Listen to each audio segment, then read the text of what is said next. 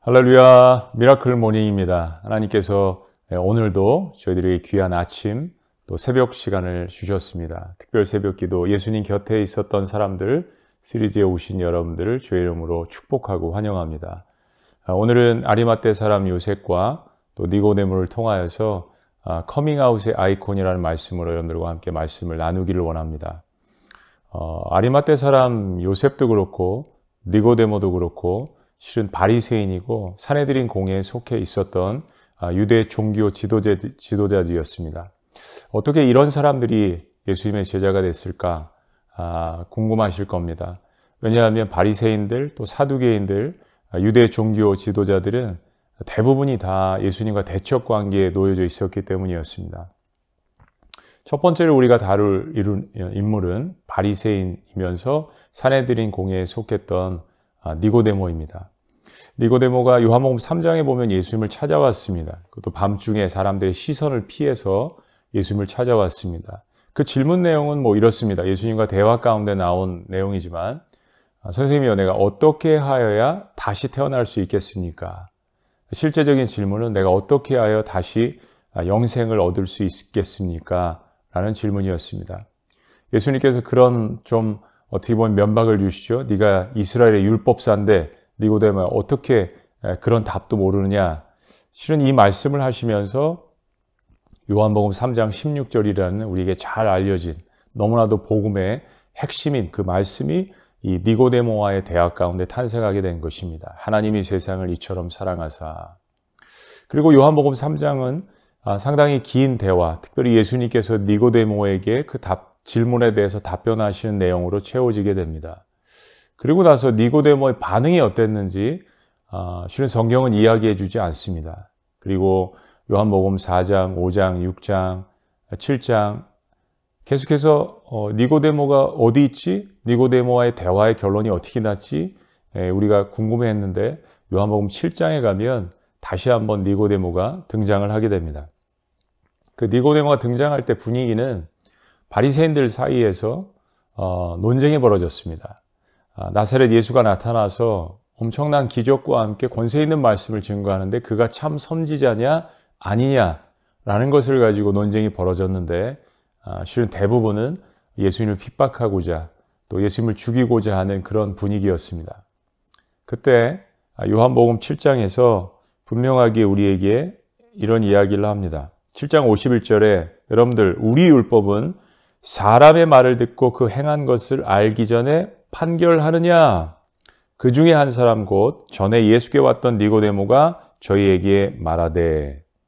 그렇습니다. 굉장히 절대절명의 위기 가운데 많은 사람들의 여론이 예수님에 대해서 좋지 않게 이야기를 할 때 그 중에 요한복음 3장에서 예수님과 대화를 나눴던 니고데모가 용기 있게 많은 사람들 앞에서 그것도 바리새인들 자신들의 동료 앞에서 예수님을 옹호하는 이야기를 합니다. 어떻게 말만 갖고 저 사람을 판단할 수 있느냐? 결론을 봐야지, 행동을 봐야지. 우리 율법이 정말 그런 것이냐? 우리가 이런 거를 보려고 율법을 따랐느냐? 라고 동료 바리새인들에게 대항해서 예수님을 변호하는 니고데모의 모습이 나타납니다. 요한복음 7장 마지막에 보면은 너 갈릴리 출신이냐? 왜 그렇게 나사렛 예수의 편을 드느냐? 이런 면박까지 니고데모가 들었습니다. 그리고 나서 이제 시간이 흘러서 예수님께서 십자가에 못 박히는 사건이 등장하게 됩니다. 그리고 니고데모는 어떤 행동을 할까요? 자, 니고데모 이야기를 하기 전에 니고데모와 비슷한 처지에 있었던 아리마떼 사람 요셉, 사내들인 공회의 한 사람이었고 니고데모와 비슷한 신분인 유대 종교 지도자였던 사람이죠. 예수님께서 십자가에 돌아가시고 대부분 그 십자가에 모욕을 주는 그런 사건들은 시체를 방치를 합니다. 그런데 아리마떼 사람 요셉이 빌라도에게 가서 시체를 요구를 합니다. 그리고 그 시체를 가져다가 자신의 땅에 무덤을 만들어서 예수님을 안치하게 됩니다. 그때 같이 행동했던 사람이 바로 니고데모였습니다. 두 사람은 실은 숨겨져 있던 그러나 용기가 없었던 예수님의 은밀한 제자였던 것입니다. 이 두 사람이 언제 커밍아웃을 하고 이렇게 나타나게 되었냐면 예수님께서 돌아가신 후에 아무도 돌보지 않는 상황 가운데서 제자들도 다 떠나가고 도망간 그런 상황 가운데에서 이 두 사람이 용기를 내어서 빌라도에게 찾아가서 예수님의 시신을 요구했습니다. 아리마떼 사람은 성경이 이야기하기를 존귀한 자라고 이야기합니다. 공회원이라고 이야기합니다. 마태복음 27장 말씀에 보면 하나님 나라를 기다리는 자라고 했습니다. 그러니까 아리마떼 사람 요셉은 분명히 예수님께서 하신 사역들을 유심히 지켜보고 예수님께서 전하시는 말씀도 유심히 지켜보다가 정말 저분이 하나님의 아들일 수 있겠구나, 저분이 하나님께서 보내신 메시아일 수 있겠구나라는 생각을 가졌던 거죠.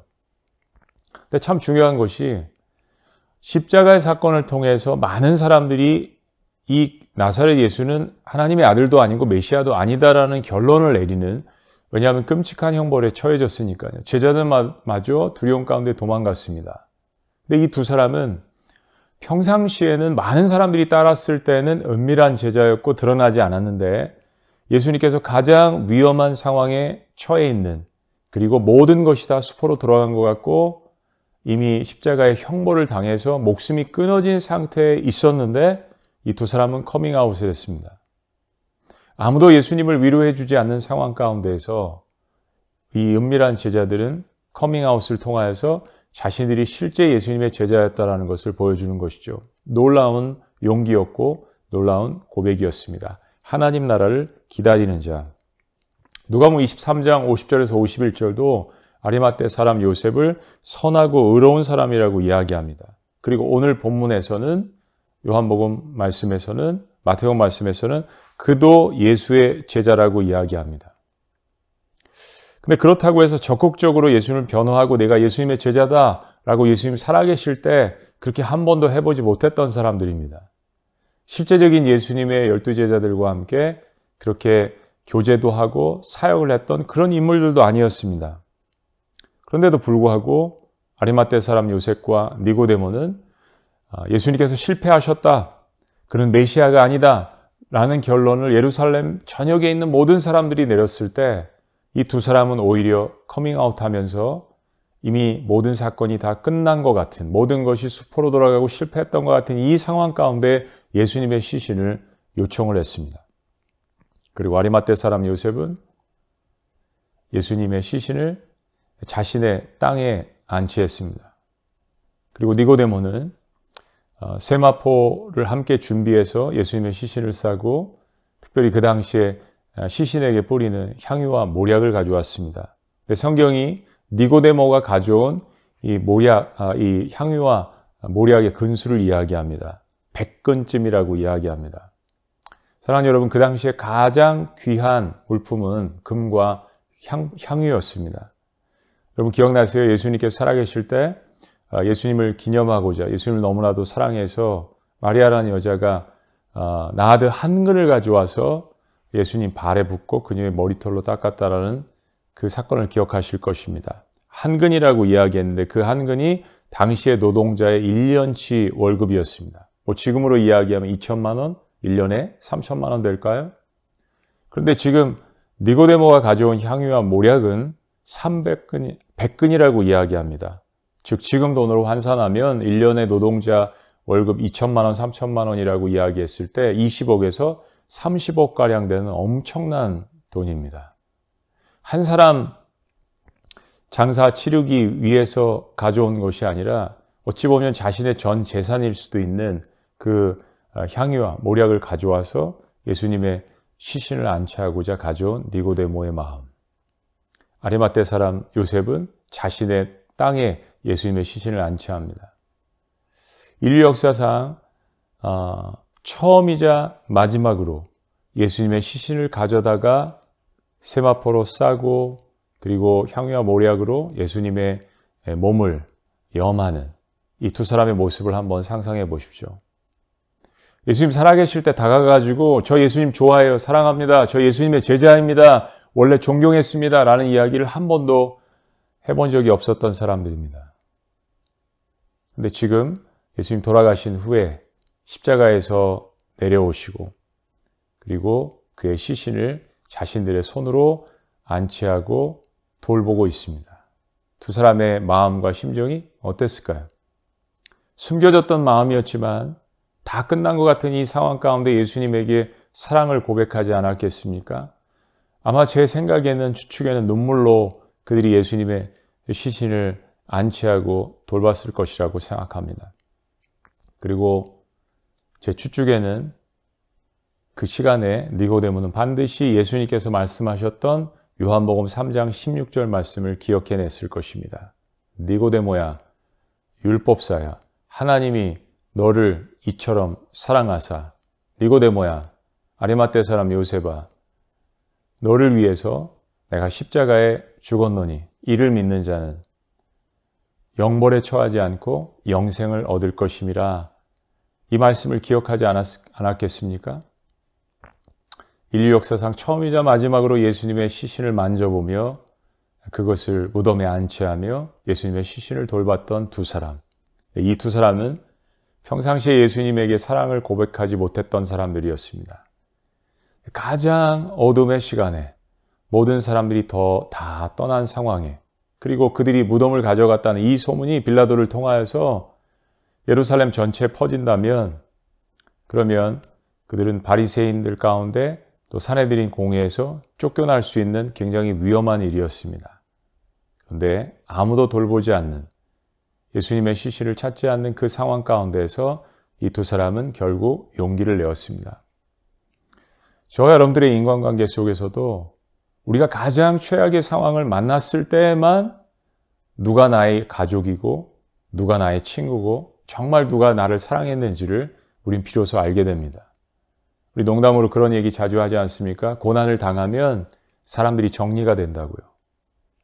참 신기하게도 아리마떼 사람 요셉과 니고데모는 어찌 보면 막달라 마리아처럼 의리 있는 사람이 되었습니다. 굉장히 소극적이고 그리고 두려워했고 나타나기 싫어했고, 그러나 멀리서 예수님을 바라보면서 야, 저런 말씀이면, 저런 분이면 저분은 하나님의 아들일 거야. 저분은 메시아일 거야.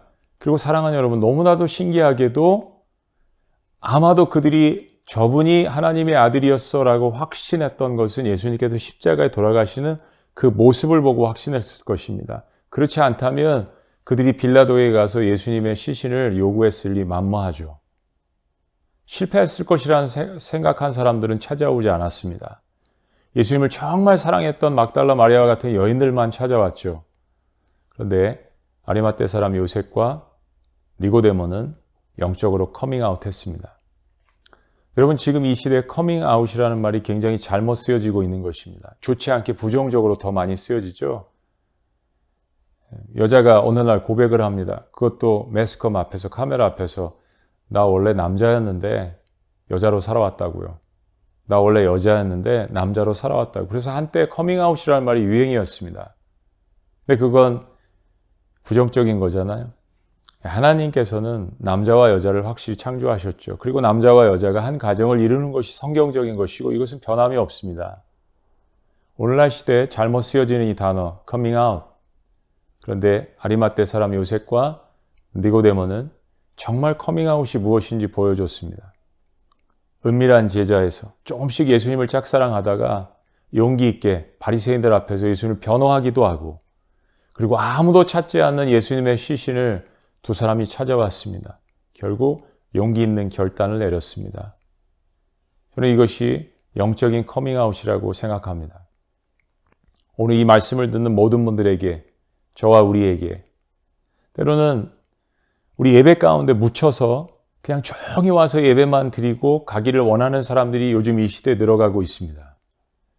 교회에서 봉사든 직분이든 섬김이든 이런 것보다는 그냥 조용히 와서 예배 드리고 가는 거, 혹은 교회에서 봉사도 하고 열심히 하고 활달히는 하지만 정말 자신의 신앙 고백을 예수님 앞에 하지 못한 사람들도 더러 있을 것입니다. 주님은 반드시 우리의 영적인 커밍아웃을 원하십니다. 여러분, 언제 예수님 앞에 여러분의 신앙 고백을 하셨습니까? 아리마떼 사람 요셉과 니고데모가 위대했던 것은 예수님께서 가장 외로우실 때, 예수님께서 모든 사람들에게 배신당했을 때, 그때 주님을 찾아왔습니다. 누구도 예상치 못한 일이었습니다. 막달라 마리아와 더불어서 예수님의 시신을 처음으로 보았던 사람들, 그리고 막달라 마리아는 예수님의 부활한 모습을 처음으로 본 7 귀신 들렸던, 그러나 치유받았던 여인으로 기록되어지고 있습니다. 여러분, 인생은 끝까지 가봐야 합니다. 정말 누가 옳았고 누가 악했고 그 모든 평가는 하나님께서 하실 것이죠. 사랑하는 여러분, 오늘 주님께서 이 말씀을 통하여서 우리들에게 요구하시는 것이 있습니다. 만약 영적으로 커밍아웃 하지 못했다면 우리 주님 앞에 오늘 이 시간 이 말씀을 듣고 고백하시는 겁니다. 주님, 제가 주님을 사랑합니다.